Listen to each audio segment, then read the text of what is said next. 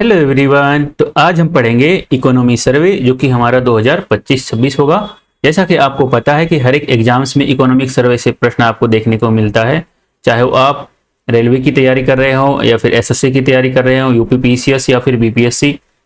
हर एक एग्जाम्स में इकोनॉमी सर्वे से प्रश्न हमेशा रहता है। तो चलिए आज हम इकोनॉमी सर्वे पढ़ते हैं और थोड़ा सा डिटेल्स में पढ़ेंगे, है ना। जल्दी जल्दी करके भागना नहीं है, डिटेल्स में पढ़ना ताकि हमसे जो भी प्रश्न आए वो बन जाए, छोटे नहीं प्रश्न, है ना। तो चलिए आज शुरू करते हैं। तो इकोनॉमिक सर्वे को केंद्रीय वित्त मंत्री श्री निर्मला सीतारमन जी द्वारा 29 जनवरी 2026 को संसद में पेश किया गया है और आर्थिक सर्वेक्षण हमेशा से बजट से एक दिन पहले पेश किया जाता है। आर्थिक सर्वेक्षण 2025-26 को मुख्य आर्थिक सलाहकार वी अनंत नागेश्वरन के मार्गदर्शन में वित्त मंत्रालय के आर्थिक कार्य विभाग के आर्थिक विभाग द्वारा तैयार किया जाता है। भारत का जो प्रथम आर्थिक सर्वेक्षण वर्ष है जो 1950 से 51 में प्रस्तुत किया गया था। वर्ष 1964 तक इसे केंद्रीय बजट के साथ ही पेश किया जाता था, किंतु 1964 के बाद इसे बजट से एक दिन पूर्व ही अलग से पेश करने की व्यवस्था प्रारंभ की गई है। और इकोनॉमिक सर्वे के अनुसार भारत की जीडीपी में वृद्धि और राजकोषीय घाटे का अनुमान देखते हैं ना। ये वित्तीय वर्ष है हमारा, वित्तीय वर्ष 2024-25 का अंतरिम अनुमान जो था जीडीपी में वृद्धि वो 6.5% और 2025-26 में पहला अग्रिम अनुमान जो है वो 7.4% है। इसको याद रखना है। और 2026-27 में जो अपेक्षित है वो 6.8 से लेकर के 7.2% की वृद्धि तक, इसको ध्यान में रखना है आपको, है ना। भारत का स्थान विभिन्न क्षेत्रों में देख लेते हैं। वैश्विक सेवा निर्यात में 7वां स्थान है और सीमेंट उत्पादन में दूसरा है। विश्व की बात कर रहे हैं हम। सांस्कृतिक और मनोरंजन सेवाओं में छठा है हमारा, निर्माण सेवाओं में 8वां और विदेशी मुद्रा भंडार में चौथा। वस्त्र और परिधान के निर्यात में छठा स्थान है हमारा और दवा उद्योग मात्रा के हिसाब से तीसरा स्थान है और रेलवे नेटवर्क के मामले में हमारा चौथा स्थान है। आर्थिक सर्वेक्षण 2025-26 को 16 अध्याय में बांटकर वर्णन किया गया है। तो हम प्रयास करेंगे कि 16 अध्याय को पढ़ने के लिए, ठीक है। और इसमें बहुत डिटेल्स में हम इसमें पढ़ेंगे, बहुत डीप में जाकर के पढ़ेंगे। तो अर्थव्यवस्था की स्थिति जो हमारा पहला अध्याय, इसको देखते हैं। वैश्विक वातावरण के चुनौतीपूर्ण होने के बावजूद अर्थव्यवस्था की वृद्धि दर अनुमान से अधिक रही है।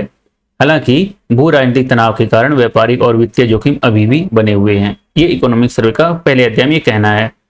इस विषम परिस्थिति में भी भारत का प्रदर्शन सराहनीय रहा है।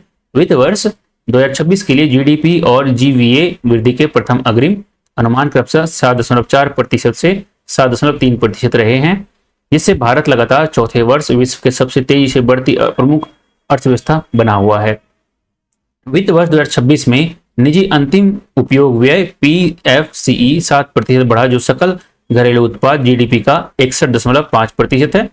वित्त वर्ष 2023 में भी 61.5% हिस्सेदारी दर्ज की गई थी और यह वर्ष 2012 के बाद से अब तक का उच्चतम स्तर है। यह वृद्धि मुख्य रूप से कम मुद्रास्फीति, स्थिर रोजगार और वास्तविक क्रय शक्ति में सुधार के कारण संभव हुई है। बेहतर कृषि उत्पादन में ग्रामीण उपभोग को मजबूती दी है, जबकि शहरी उपभोग में भी सकारात्मक सुधार देखा गया है। इसके साथ ही यह युक्तिकरण टैक्स रेशनलाइजेशन के चलते बाजार में की मांग में व्यापक स्तर पर वृद्धि हुई है। और वित्त वर्ष 2026 में निवेश गतिविधियां मजबूत रही है। इसके साथ ही ग्रॉस फिक्स्ड कैपिटल फॉर्मेशन में 7.8 की वृद्धि हुई है और जीडीपी में इसकी हिस्सेदारी 30% तक पहुंच गई है ना। इस गति को निरंतर सार्वजनिक पूंजीगत व्यय तथा निजी निवेश गतिविधियों में आय सुधार से बल मिला है, जिसके संकेत कॉर्पोरेट घोषणाओं से मिलते हैं। नेक्स्ट देखते हैं हम लोग अध्याय। आपूर्ति पक्ष पर सेवाएं विकास की प्रमुख चालक बनी हुई है। वित्त वर्ष 2026 की पहली तिमाही में सेवाओं के सकल मूल्यवर्धन जीवीए में 9.3% की वृद्धि दर्ज की गई, जबकि पूरे राजकोषीय वर्ष के लिए इसकी वृद्धि 9.1% अनुमानित रही है। यह रुझान इस क्षेत्र के व्यापक आधार पर होने वाले विस्तार को दर्शाता है। अब हम अध्याय 2 को पढ़ेंगे। अध्याय 1 हमारा समाप्त हो गया। टोटल 16 अध्याय याद रखना है आपको। राजकोषीय घटनाक्रम विश्वसनीय समेकन के माध्यम से स्थिरता सुनिश्चित करना। सरकार की संतुलित वित्तीय रणनीति ने समष्टि आर्थिक मैक्रो इकोनॉमिक स्थिरता को मजबूती प्रदान की है। इसके फलस्वरूप वर्ष 2024-25 में मॉर्निंग स्टार, डीबीआरएस, एस&पी ग्लोबल रेटिंग और रेटिंग एंड इन्वेस्टमेंट R&I जैसी 3 प्रमुख वैश्विक एजेंसियों ने भारत की सॉवरेन रेटिंग के परिदृश्य आउटलुक में सुधार किया है। केंद्र सरकार की राजस्व प्राप्तियां जो वित्त वर्ष 2016 से 2020 के दौरान सकल घरेलू उत्पाद जीडीपी का औसतन 8.5% थी, वे वित्त वर्ष 2022 से 25 में बढ़कर जीडीपी का लगभग कितना हो गया, 9.1% हो गया है। राजस्व में इस सुधार का जो मुख्य कारण गैर कारपोरेट कर संग्रह में वृद्धि है। महामारी से पहले जीडीपी का लगभग 2.4% था, जो महामारी के बाद बढ़कर ये 3.33% पहुंच गया है। प्रत्यक्ष कर में यानी डायरेक्ट टैक्स में के आधार में निरंतर वृद्धि देखी गई है। आयकर रिटर्न दाखिल करने वालों की संख्या वित्त वर्ष 2021-22 में लगभग 7 करोड़ के आसपास थी, जो वित्त वर्ष 2024-25 में बढ़कर ये 9.2 करोड़ हो गई है। रिटर्न दाखिल करने वालों की बढ़ती संख्या बेहतर कर अनुपालन को दर्शाती है। यह प्रशासन में तकनीक के अधिक उपयोग और लोगों की आय बढ़ने के साथ कर दायरे में शामिल होने वाले व्यक्तियों की संख्या में वृद्धि का परिणाम है। ये अप्रैल से दिसंबर 2025 के दौरान सकल जीएसटी संग्रह 17.4 लाख करोड़ रुपए तक पहुंच गया था, जो साल दर साल ये 6.7% की वृद्धि को दर्शाता है। 2024-25 में जीएसटी संग्रह 22.1 लाख करोड़ रुपए, जबकि 2023-24 में 20.2 लाख करोड़ रुपए था। वित्तीय वर्ष 2024-2025 में यह जीडीपी के 4% तक पहुंच गया है। जीएसटी राजस्व की यह वृद्धि मौजूदा नाम मात्र जीडीपी वृद्धि की स्थिति के साथ मोटे तौर पर मेल खाती है। समांतर रूप से उच्च आवृत्ति वाले संकेतक मजबूत लेन देन की मात्रा वॉल्यूम का सुझाव देते हैं, जिसमें अप्रैल दिसंबर 2025 के दौरान संचयी ई वे बिल वॉल्यूम साल दर साल 21% बढ़ा है। केंद्र सरकार का प्रभावी पूंजीगत व्यय महामारी पूर्व में अवधि में जीडीपी के औसतन 2.7% से बढ़कर पोस्ट पैंडेमिक महामारी के बाद की अवधि में लगभग 3.9% हो गया है। केंद्र सरकार ने राज्यों को वित्त वर्ष 2024-25 में राज्यों को पूंजीगत निवेश हेतु विशेष सहायता SASCI योजना के माध्यम से राज्यों को 1.5 लाख करोड़ रुपए तक का 50 वर्षीय ब्याज मुक्त ऋण प्रदान कर पूंजीगत व्यय लगभग 2.4% रखने के लिए प्रोत्साहित किया है। महामारी के बाद की अवधि में राज्य सरकारों का संयुक्त राजकोषीय घाटा GSDP के लगभग 2.8 पर स्थिर रहा है। हालांकि हाल के वर्षों में यह बढ़कर वित्त वर्ष 2025 में 3.2 हो गया है, जो राज्य वित्त पर उभरते दबाव को दर्शाता है। नेक्स्ट देखते हैं हम लोग। भारत ने वर्ष 2020 के उच्च स्तर से सामान्य सरकारी ऋण जीडीपी अनुपात को लगभग 7.1% कम अंक किया है, जबकि उच्च सार्वजनिक निवेश के स्तर को निरंतर बनाए रखा है ना। मौद्रिक प्रबंधन और वित्तीय अंतर मध्यस्थता विनियामक प्रदर्शन में सुधार, ये हम अध्याय 3 को पढ़ रहे हैं। तो मौद्रिक प्रारूप वित्त वर्ष 2026 अप्रैल से दिसंबर 2025 के दौरान भारत के मौद्रिक और वित्तीय क्षेत्रों में शानदार प्रदर्शन देखा गया है। बैंकिंग क्षेत्र में प्रदर्शन अब पढ़ते हैं हम लोग। अनुसूचित वाणिज्यिक बैंकिंग की परिसंपत्ति गुणवत्ता में उल्लेखनीय सुधार दर्ज किया गया है और सितंबर 2025 तक में GNPA अनुपात घटकर 2.2% और शुद्ध NPA औसत 0.5% रह गया, जो पिछले कई दशकों में न्यूनतम स्तर पर है। 31 दिसंबर 2025 तक अनुसूचित वाणिज्यिक बैंकों का बकाया ऋण आउटस्टैंडिंग क्रेडिट में वार्षिक वृद्धि 14.5 रही, जो दिसंबर 2024 के 11.2% की तुलना में अधिक है। ये अब हम लोग वित्तीय समावेशन को देखते हैं फ्रेंड्स। प्रधानमंत्री जनधन योजना PMJDY 2014 में शुरू की गई। प्रधानमंत्री जनधन योजना के तहत मार्च 2025 तक 55 करोड़ से अधिक खाते खोले गए जा चुके हैं, जिनमें से 36.63 करोड़ खाते ग्रामीण और अर्ध शहरी क्षेत्रों में है। इस योजना ने बैंकिंग सेवाओं से वंचित आबादी के लिए आधारभूत बचत और लेन देन का ढांचा सफलतापूर्वक स्थापित की है। स्टैंड अप इंडिया योजना अनुसूचित जाति, अनुसूचित जनजाति और महिला उद्यमियों को ग्रीनफील्ड उद्यम, नए व्यवसाय स्थापित करने के लिए 10 लाख रुपए से 1 करोड़ रुपए तक के बैंकिंग ऋण प्रदान करती है। यहाँ पे प्रधानमंत्री स्वनिधि PM स्वनिधि योजना क्या है, देखिए यहाँ पे PM स्वनिधि योजना प्रधानमंत्री स्ट्रीट वेंडर्स आत्मनिर्भर निधि योजना के तहत सड़क विक्रेताओं, रेहड़ी पटरी वालों को बिना किसी जमानत के कार्यशील पूंजी ऋण प्रदान किया जा रहा है। हालिया अपडेट के अनुसार इस योजना को मार्च 2030 तक बढ़ा दिया गया है। प्रधानमंत्री मुद्रा योजना, यह योजना विनिर्माण, व्यापार, सेवा और कृषि से संबंधित गतिविधियों में शामिल सूक्ष्म और लघु उद्यमों को वित्त पोषित कर रही है। अक्टूबर 2025 तक इस योजना के तहत 55.45 करोड़ रुपए ऋण खातों के माध्यम से और 36.8 लाख करोड़ रुपए से अधिक की राशि वितरित की जा चुकी है। वित्तीय क्षेत्र के कुछ अन्य पहलुओं को देखते हैं। वित्त वर्ष 2026 के दौरान दिसंबर 2025 तक 2.35 करोड़ नए डीमेट खाते जोड़े गए, जिसमें कुल डीमेट खातों की संख्या 21.6 करोड़ से अधिक हो गई। एक महत्वपूर्ण उपलब्धि यह रही कि सितंबर 2025 तक विशिष्ट निवेशकों यूनिक इन्वेस्टर की संख्या 12 करोड़ के आंकड़े को पार कर गई, जिनमें लगभग 1/4 महिलाएं थी। म्यूचुअल फंड उद्योग का भी विस्तार हुआ है, जिसमें दिसंबर 2025 के अंत तक 5.9 करोड़ अधिक निवेशक यूनिक इन्वेस्टर थे। इनमें से 3.5 करोड़ निवेशक नवंबर 2025 तक गैर टीयर 1 और टीयर 2 शहरों से थे, जो पारंपरिक शहरी केंद्रों के अतिरिक्त वित्तीय भागीदारी के विस्तार की ओर इंगित करता है ना। अब हम लोग थोड़ा सा और देख लेते हैं, फिर अध्याय 4 में आएंगे। गिफ्ट सिटी में स्थित भारत का पहला अंतर्राष्ट्रीय वित्तीय सेवा केंद्र IFC वैश्विक पूंजी को आकर्षित करने के लिए और उसे सही दिशा प्रदान करने के लिए सक्षम पारिस्थितिकी तंत्र तैयार कर रहा है। थोड़ा क्षेत्रीय परिदृश्य के बारे में भी देखते हैं।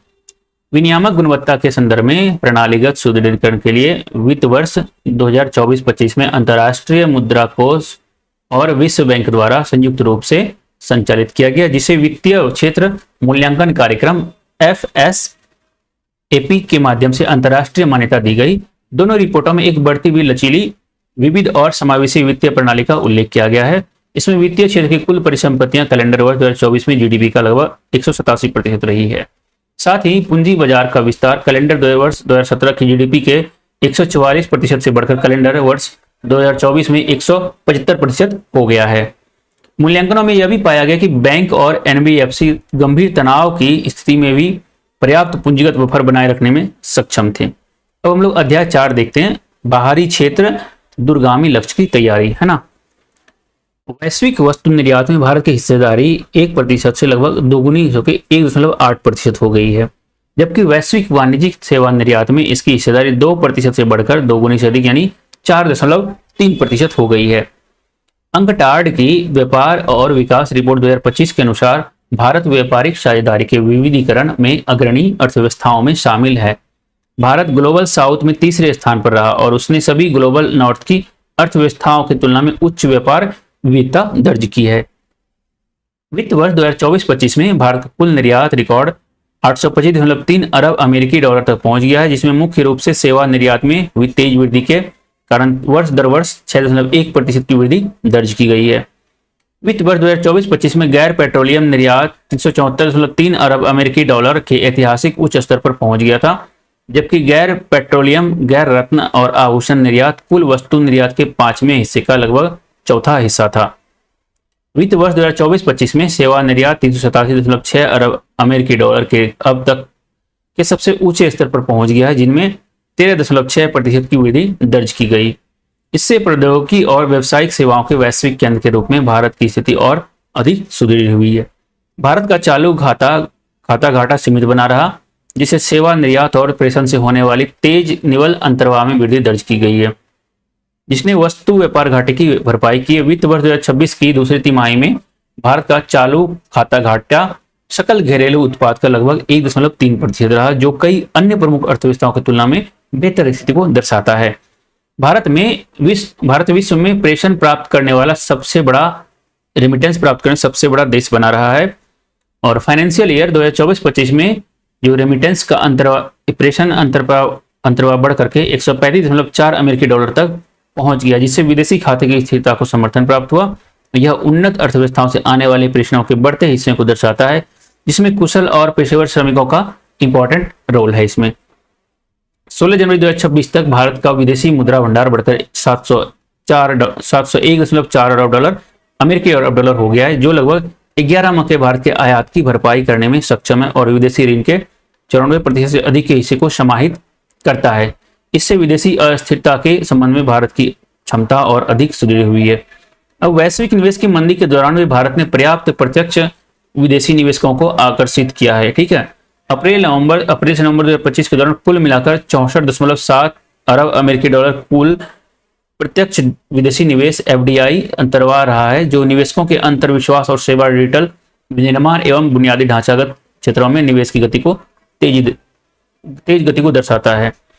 भारत कैलेंडर वर्ष 2024 में 1000 से अधिक परियोजनाओं के साथ ग्रीन फील्ड निवेश की घोषणाओं में वैश्विक स्तर पर चौथे स्थान पर रहा है। इसके अतिरिक्त कैलेंडर 2020 से 24 में ग्रीनफील्ड डिजिटल निवेश के लिए सबसे बड़े गंतव्य के रूप में उभरा है। फ्रेंड्स, अध्याय 5 को पढ़ते हैं, महंगाई नियंत्रण और स्थिति। भारत ने सीपीआई यानी कि कंज्यूमर प्राइस इंडेक्स उपभोक्ता मूल्य सूचकांक श्रृंखला की शुरुआत के बाद से अब तक की सबसे कम मुद्रास्फीति दर्ज करी है। अप्रैल दिसंबर 2025 की औसत समग्र मुद्रास्फीति 1.7% रही है। खुदरा मुद्रास्फीति में आई इस कमी का मुख्य कारण भोजन और ईंधन के मूल्यों में सामान्य गिरावट की प्रवृत्ति को माना जाता है। ये दोनों घटक मिलाकर भारत के उपभोक्ता मूल्य सूचकांक सीपीआई बास्केट का 52.7% हिस्सा बनाते हैं। प्रमुख उभरती और विकासशील अर्थव्यवस्थाओं की तुलना में भारत ने वर्ष 2025 में मुद्रास्फीति में सबसे तीव्र गिरावट दर्ज की है, जो 2024 की तुलना में वर्ष 2025 में गिरावट लगभग 1.8% अंक के बराबर है। ये अध्याय 6 में देखते हैं कृषि और खाद्य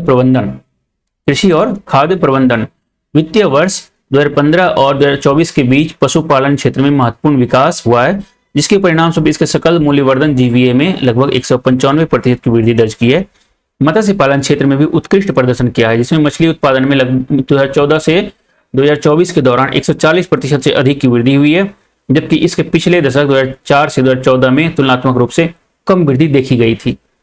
अच्छे मानसून के कारण कृषि वर्ष 2024-25 के दौरान भारत का कुल खाद्यान्न उत्पादन रिकॉर्ड देखिए कितना है, 357.73 लाख मीट्रिक टन तक पहुंचने का अनुमान है। यह पिछले वर्ष की तुलना में 254.3 MLT की वृद्धि को दर्शाता है। यह वृद्धि चालू गेहूं, मक्का और मोटे अनाज अन्न के उत्पादन में बढ़ोतरी के कारण संभव हुई है।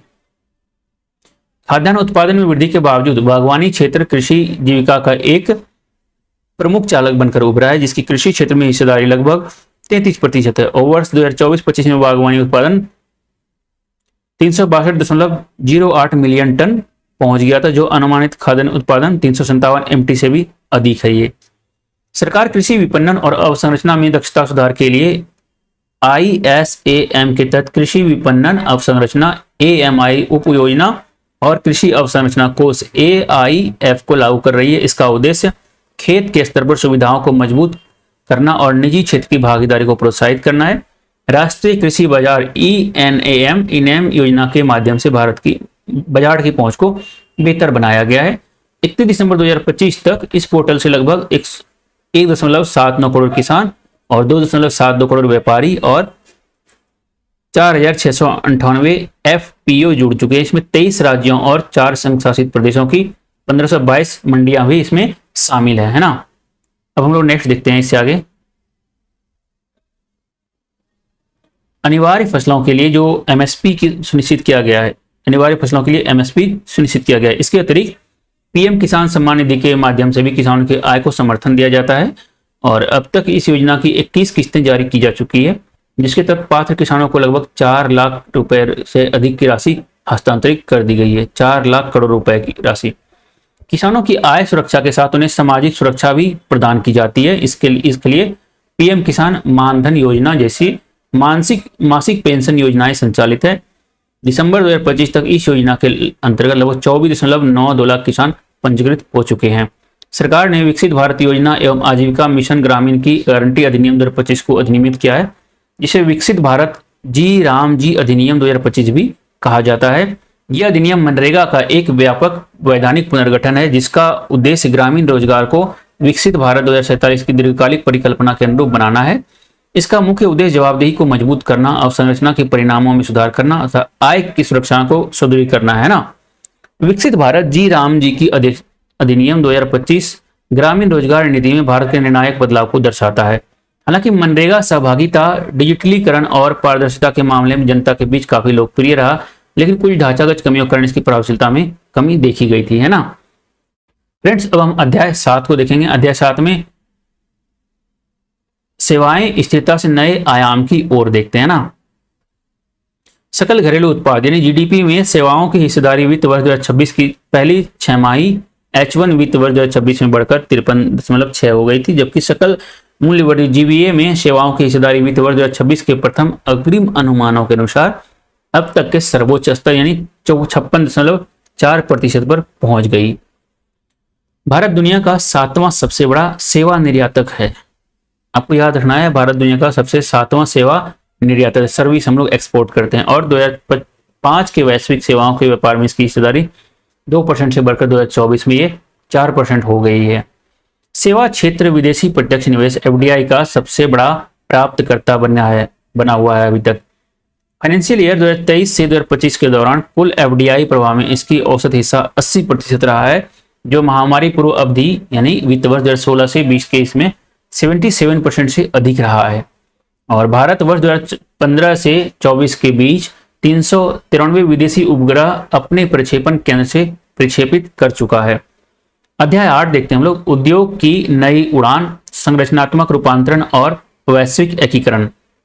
वैश्विक स्तर पर छाई मंदी और निरंतर प्रतिकूल परिस्थितियों के बावजूद वित्त वर्ष 2025-26 की पहली तिमाही में औद्योगिक गतिविधि में तेजी आई, जहां उद्योग का सकल मूल्य वर्धित जीवीए वास्तविक संदर्भ में 7% दर से बढ़ा है। विनिर्माण क्षेत्र की विकास दर में तेजी आई है, जहां वित्त वर्ष 2025-26 की पहली तिमाही में जीवीए 7.72% और दूसरी तिमाही में 9.13% की वृद्धि दर से बढ़ा है, जो संरचनात्मक सुधार को दर्शाता है। ये उत्पादन से जुड़ी प्रोत्साहन देख लेते हैं। पीएलआई योजनाओं ने 14 क्षेत्रों में लागू 2 लाख करोड़ रुपए से अधिक का वास्तविक निवेश आकर्षित किया है, जिसके परिणाम स्वरूप सितंबर 2025 तक 18 लाख करोड़ रुपए से अधिक का अतिरिक्त उत्पादन बिक्री हुई है और 12.6 लाख से अधिक रोजगारों का सृजन हुआ है। नेक्स्ट देखते हैं हम लोग, भारत के नवाचार प्रदर्शन में निरंतर तेजी देखी गई, जिसके तहत वैश्विक नवाचार सूचकांक में भारत की रैंकिंग 2019 के 66वें स्थान से सुधरकर वर्ष 2025 में 38वें हो गई है। इंडिया सेमीकंडक्टर मिशन ने घरेलू क्षमताओं को उन्नत बनाया है, जिसके तहत 6 राज्यों में 10 सेमीकंडक्टर विनिर्माण और पैकेजिंग परियोजनाओं को मंजूरी दी गई, जिसमें लगभग 1.6 लाख करोड़ रुपए का निवेश शामिल है। अब हम लोग अध्याय 9 देखते हैं, निवेश और अवसंरचना, संपर्क सूत्र, क्षमता और प्रतिस्पर्धात्मक को सुदृढ़ करना। भारत का पूंजीगत व्यय वित्त वर्ष 2018 में 2.6 लाख करोड़ रुपए से लगभग 4.2 गुना बढ़कर वित्त वर्ष 2026 में बजट अनुमान से 11.2 लाख करोड़ रुपए हो गया है। वित्त वर्ष 2026 बजट अनुमान में प्रभावी सार्वजनिक पूंजीगत व्यय 15 लाख करोड़ रुपए रहने का अनुमान है, जो बुनियादी अवसंरचना विकास पथ का मुख्य प्रेरक तत्व के रूप में स्थापित है। और आगामी वित्त वर्ष 2026-27 के लिए इसे बढ़ाकर 12 लाख करोड़ रुपए करने का प्रस्तावित इसको किया गया है। इसको पिछले एक दशक में राष्ट्रीय राजमार्ग नेटवर्क में 60% से अधिक की वृद्धि दर्ज की गई है और यह वित्त वर्ष 2024-14 के 91,287 किलोमीटर से वित्त वर्ष 2026 दिसंबर तक 1,46,572 किलोमीटर हो गया है। इसके साथ ही परिचालन वाले हाई स्पीड कॉरिडोर की लंबाई लगभग 10 गुना बढ़कर वित्त वर्ष 2014 के 550 किलोमीटर से वित्त वर्ष 2026 के दिसंबर तक में 5,364 किलोमीटर हो गई है। रेलवे की आधारभूत अवसंरचना का विस्तार निरंतर गति से जारी है, जिसके अधीन मार्च 2025 तक भारतीय रेल नेटवर्क का कुल विस्तार 69,439 रूट किलोमीटर तक पहुंच गया है। और सरकार ने वित्त वर्ष 2026 में 3500 किलोमीटर अतिरिक्त नेटवर्क विस्तार के लक्ष्य को निर्धारित किया है और अक्टूबर 2025 तक भारतीय रेलवे 99.1% विद्युतीकृत हो चुका है और नवंबर 2025 तक कुल 69,427 रूट किलोमीटर का विद्युतीकरण पूरा किया जा चुका है। भारत विश्व का तीसरा सबसे बड़ा घरेलू विमानन बाजार बन गया है। हवाई अड्डों की संख्या वित्त वर्ष 2024-14 से 74 से बढ़कर वित्त वर्ष 2025 में 164 हो गई है। विद्युत क्षेत्र में क्षमता का निरंतर विस्तार दर्ज किया गया है। नवंबर 2025 तक स्थापित क्षमता वर्ष दर 11.6% से बढ़कर 509 गीगावाट हो गई है। इसके साथ ही मांग आपूर्ति का अंतर वित्त वर्ष 2014 के 4% से घट करके नवंबर 2025 तक शून्य हो गया है। विद्युत क्षेत्र के सुधारों में ऐतिहासिक, यहाँ देखिए, विद्युत क्षेत्र के सुधारों ने ऐतिहासिक बदलाव प्रस्तुत किया है, जिसमें डिस्कॉम ने वित्त वर्ष 2025 में पहली बार 2700 करोड़ रुपए का शुद्ध लाभ दर्ज किया है। इसके साथ ही एग्रीगेट टेक्निकल एंड कमर्शियल नुकसान वित्त वर्ष 2014 के 22% से घट करके वर्ष 2015 में 15% रह गया है। नवंबर 2025 तक कुल ऊर्जा उत्पादन क्षमता में नवीकरणीय ऊर्जा की हिस्सेदारी लगभग 49.83% है। भारत कुल नवीकरणीय ऊर्जा संस्थापित सौर ऊर्जा क्षमता के मामले में वैश्विक स्तर पर तीसरे स्थान पर है। टेली डेंसिटी के संदर्भ में 86.76% की वृद्धि दर्ज की गई है और 5G सेवाएं अब देश के 99.9% जिलों में उपलब्ध है। जल जीवन मिशन के तहत अक्टूबर 2025 तक 81% से अधिक ग्रामीण परिवारों के पास नल से स्वच्छ जल की सुविधा उपलब्ध है। अंतरिक्ष अवसंरचना में तेजी आई है, जिसके तहत भारत स्वायत्त सैटेलाइट डॉकिंग स्पेस डेक्स की उपलब्धि प्राप्त करने वाला विश्व का चौथा देश बन गया है ना। इसके साथ ही स्वदेशी मिशनों का विस्तार हुआ है और निजी क्षेत्र की हिस्सेदारी में भी वृद्धि हुई है। और अध्याय 10 देखते हैं हम लोग, पर्यावरण और जलवायु परिवर्तन, सशक्त, प्रतिस्पर्धी और विकासशील भारत। फाइनेंशियल ईयर 2025-26 के दौरान 31 दिसंबर 2025 तक देश में कुल 38.61 गीगावाट नवीकरणीय ऊर्जा क्षमता स्थापित की गई है। इसमें 30.16% गीगावाट सौर ऊर्जा और 4.4 गीगावाट पवन ऊर्जा और 0.03% गीगावाट ऊर्जा तथा 3.24 गीगावाट जल विद्युत ऊर्जा शामिल है इसमें। अध्याय 11 को देखते हैं, शिक्षा, स्वास्थ्य, उपलब्धियां और भविष्य की रूपरेखा। आज भारत विश्व के सबसे बड़ी स्कूली शिक्षा प्रणालियों में से एक का संचालन कर रहा है, जिसके अंतर्गत 14 लाख विद्यालयों में 24 करोड़ छात्रों को शिक्षा प्रदान की जा रही है और इस व्यवस्था में 1 करोड़ से अधिक शिक्षक सहयोग दे रहे हैं। भारत ने बुनियादी ढांचे और शिक्षक क्षमता को सुदृढ़ करके विद्यालयों में नामांकन में उल्लेखनीय प्रगति की है। पीएम पोषण, शक्ति निर्माण और समग्र शिक्षा अभियान जैसी योजनाओं ने शिक्षा तक पहुंच और समानता को बढ़ावा दिया है। सकल नामांकन अनुपात GER प्राथमिक स्तर कक्षा 1 से 5 में 90.9%, उच्च प्राथमिक स्तर कक्षा 6 से लेकर के 8 में 90.3% और माध्यमिक स्तर कक्षा 9 से कक्षा 10 में 78% तथा जो हायर एजुकेशन उच्च माध्यमिक स्तर जिसमें कक्षा 11 से 12वीं में 11-12 में 58% दर्ज की है ये। अब थोड़ा हम देख लेते हैं हायर एजुकेशन के बारे में, उच्च शिक्षा के बारे में। उच्च शिक्षा संस्थानों HEDI की संख्या 2014-15 के 51,534 से बढ़कर के जून 2025 तक 70,000 हो गई है, जिससे उच्च शिक्षा तक पहुंच में उल्लेखनीय सुधार हुआ है और वृद्धि विश्वविद्यालयों और महाविद्यालयों की संख्या में हुए महत्वपूर्ण विस्तार को दर्शाती है ये। 2014-15 से 2024-25 के बीच प्रमुख शिक्षा संस्थानों HEIS की संख्या में भी उल्लेखनीय बढ़ोतरी हुई है। वर्तमान में देश में 23 IIT, 21 IIM और 20 एम्स है। इसके साथ ही जंजीबार और अबू धाबी में 2 अंतर्राष्ट्रीय IIT परिसरों की भी स्थापना की गई है। NEP के अंतर्गत उच्च शिक्षा प्रणाली में अनेक महत्वपूर्ण सुधार किए गए हैं। इसी क्रम में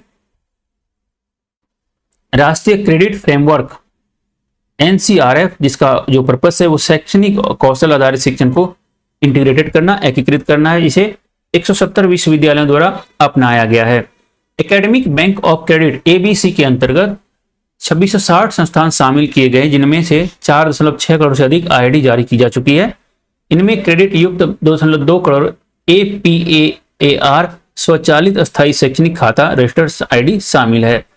NEP के तहत 2035 तक 50% GER सकल नामांकन अनुपात के लक्ष्य को प्राप्त करने हेतु 153 विश्वविद्यालयों ने लचीली प्रवेश निकास तथा व्यवस्था और द्विवार्षिक प्रवेश प्रणाली लागू की है ना। स्वास्थ्य में देखते हैं, वर्ष 1990 के बाद भारत ने मातृ मृत्यु दर MMR में 86% की कमी की दर्ज की है, जो 48% की वैश्विक औसत गिरावट से कहीं अधिक है। 5 वर्ष की कम आयु की मृत्यु दर 78% की गिरावट हासिल की गई है और यह वर्ष 1990-23 के दौरान वैश्विक स्तर पर 54% की गिरावट की तुलना में 61% की वैश्विक कमी और नवजात मृत्यु दर NMR में 70% अधिक की कमी को दर्शाती है। ये पिछले दशक में शिशु मृत्यु दर IMR में यहाँ देखिए 37% से अधिक गिरावट दर्ज की है, जो वर्ष 2013 में प्रति 1000 जीवित जन्मों पर 40 से घट करके 2023 में 25 हो गई है ना। अध्याय 12 देखते हैं, रोजगार, कौशल विकास, उन्नत कौशल की ओर। अध्याय 12, वित्त वर्ष 2026 की दूसरी तिमाही में कुल 56.2 करोड़ लोग 15 वर्ष और उससे अधिक आयु कार्यरत थे, जो वित्त वर्ष 2026 की पहली तिमाही की तुलना में दूसरी तिमाही में लगभग 8.7 लाख नए रोजगारों के सृजन को दर्शाता है। वार्षिक औद्योगिक समीक्षा ASI, जो संगठित विनिर्माण क्षेत्र को कवर करता है, वित्त वर्ष 2024 के परिणामों में विनिर्माण क्षेत्र के लचीलेपन को उजागर करता है।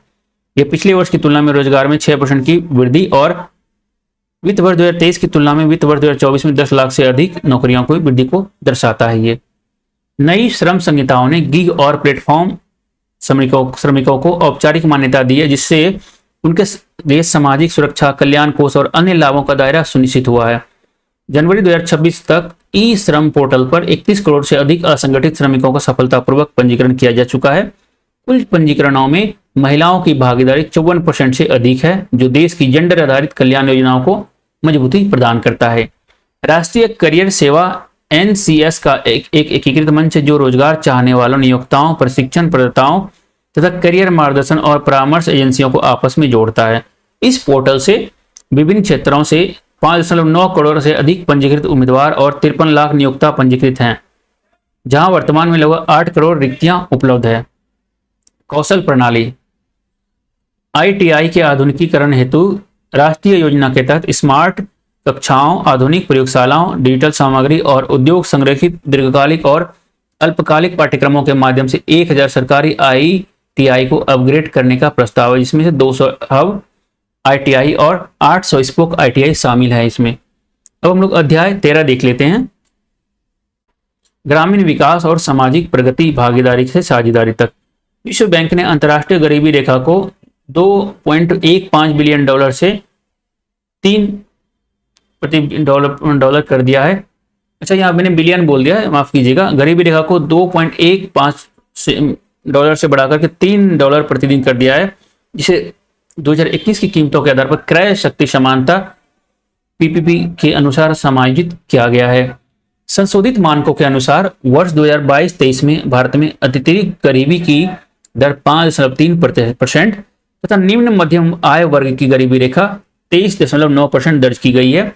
समावेशी विकास लक्ष्य के महत्व को समझते हुए सामान्य सरकार का सामाजिक क्षेत्र पर व्यय सामाजिक क्षेत्र के विकास के अनुकूल बना रहा है।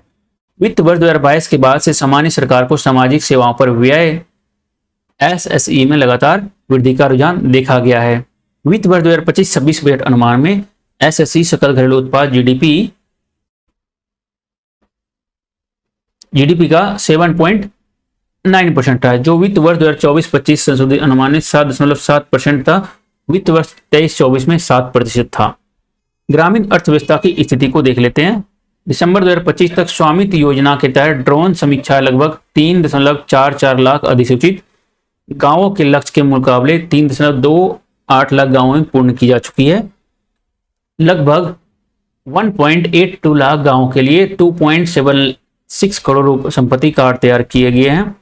और वर्ष 2023-24 के दौरान अग्रणी उर्वरक कंपनियों ने अपने स्वयं के संसाधनों से स्वयं सहायता समूहों की 1094 ड्रोन वितरित किए गए, जिनमें से 500 ड्रोन नमो ड्रोन दीदी योजना के अंतर्गत प्रदान किए गए हैं। अब हम लोग अध्याय 14 देख लेते हैं। भारत में AI पारिस्थितिकी तंत्र का विकास आगे की राह। आर्टिफिशियल इंटेलिजेंस यानी कि कृत्रिम बुद्धिमत्ता को प्रतिष्ठा आधारित प्रौद्योगिकी प्रतिस्पर्धा के बजाय एक आर्थिक रणनीति के रूप में स्थापित किया गया है। इसे भारत की संरचनात्मक वास्तविकताओं जैसे पूंजी की उपलब्धता, ऊर्जा की सीमित आपूर्ति, संस्थागत क्षमता और बाजार की गहराई के अनुरूप अपनाया जाना चाहिए। इस उद्देश्य के लिए AI यानी आर्टिफिशियल इंटेलिजेंस को प्रौद्योगिकी के चयन में सावधानी बरतना है, ताकि दीर्घकालिक विकास को सुदृढ़ करें और कमजोर विनिर्माण को उभार ना दे। अब हम लोग अध्याय 15 को देख लेते हैं। शहरीकरण। भारत के शहरी तंत्र को नागरिकोन्मुख बनाना है। नमो भारत क्षेत्रीय त्वरित परिवहन प्रणाली यह दर्शाती है कि उच्च गति क्षेत्रीय कनेक्टिविटी इससे कैसे शहरी और उप शहरी श्रम बाजारों को पुनः आकार दे सकती है। शहरों और उनके आसपास के क्षेत्रों के बीच यात्रा समय में तेजी से कमी लाकर ऐसी प्रणालियां रोजगार तक पहुंच बढ़ाती है। यह बहुकेंद्रित विकास का समर्थन करती है और मुख्य महानगरीय क्षेत्रों पर दबाव को कम करती है। यह अनुभव महानगरीय क्षेत्रों में गतिशीलता, आवास और आर्थिक विकास को एकीकृत करने में क्षेत्रीय रेल की भूमिका को रेखांकित करता है। ये अब दोस्तों हम लोग अंतिम अध्याय 16 को पढ़ते हैं, जिसमें आयात प्रतिस्थापन से सामरिक लचीलेपन और सामरिक अपरिहार्यता तक। इस परिप्रेक्ष्य में स्वदेशी अपरिहार्य और आवश्यक बन जाता है। यह विदेशी आयातों के सामने उत्पादन की निरंतरता सुनिश्चित करने और स्थायी राष्ट्रीय क्षमताओं का निर्माण करने के लिए रक्षात्मक और आक्रामक नीति उपकरण दोनों के रूप में कार्यरत करता है, जो आर्थिक संप्रभुता को सुदृढ़ करता है। ये स्वदेशी से रणनीतिक लचीलेपन और पुनः रणनीतिक अपरिहार्यता के संदर्भ में क्रमिक विकास की अवसंरचना तैयार करता है। इसमें विवेक आधारित आयात प्रतिस्थापन राष्ट्रीय शक्ति में निवेश करता है और अंततः भारत को वैश्विक प्रणालियों के संदर्भ में इस तरह स्थापित करता है कि विश्व भारतीय उत्पाद खरीदने के बारे में सोचने के बजाय बिना सोचे भारतीय उत्पाद खरीदने की दिशा में आगे बढ़ जाए। राष्ट्रीय इनपुट लागत न्यूनीकरण रणनीतिक प्रतिस्पर्धात्मक को आधारभूत अवसंरचना के रूप में देखता है। यह रणनीति किफायती और विश्वसनीय संसाधनों को विनिर्माण, निर्यात, रोजगार के लिए मौलिक मानती है, जबकि बढ़े हुए संसाधन संबंध लागतों को संपूर्ण अर्थव्यवस्था पर व्यापक और अस्थायी दंड के रूप में देखती है। तो फ्रेंड्स, हमारा आज यहाँ पे इकोनॉमिक सर्वे समाप्त हो चुका है।